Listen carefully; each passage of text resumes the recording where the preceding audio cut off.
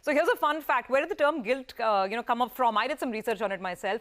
So by the way, of course, a lot of the Commonwealth countries use the term gilt for the bonds that are issued by their respective governments, including the UK government itself. And back in the day, the UK government issued bonds actually had gilt, which is sort of a small layer of gold around it. And that's how the term originated. So that's a bit of a fun fact for you. All right. Now, Mohit, coming back to the very basic question. Now we understand how this broadly will work, and we'll wait for more details from the RBI. But coming back to the more basic question about where do direct GSECs fit in your portfolio?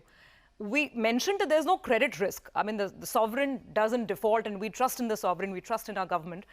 But we always talk about interest rates as well. And when we're talking fixed income, the direction and the movement of interest rates in itself can be a risk. So then what does one need to keep in mind?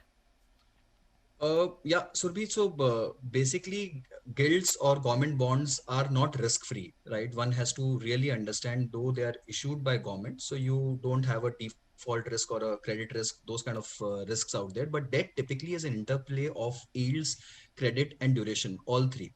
So while you take care of the credit part out here, you are actually not taking care of the YTM and the duration part out here. So YTM obviously is not in your control. That's more market driven. And the YTMs currently, as I told you, on the 10-year paper are hovering around 6, right? So if you're interested, if you get enticed with that kind of a yield because of the safety part of it, then perhaps, yes, you can go for it.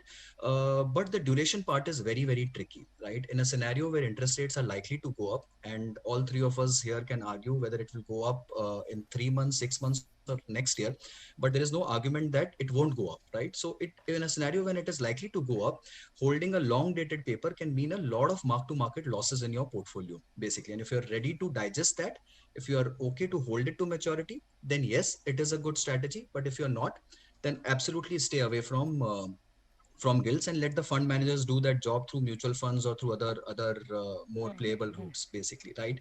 It's not just one more point out here. It's not that the retail investors are not allowed to invest right now. They are allowed. They can open a CGSL account or an SGL account and directly trade it on the NSE platform through their brokers. But it's very cumbersome, and perhaps the yields are not very attractive, honestly. And that's why there is no liquidity in these papers currently. So one has to be very careful while getting into it.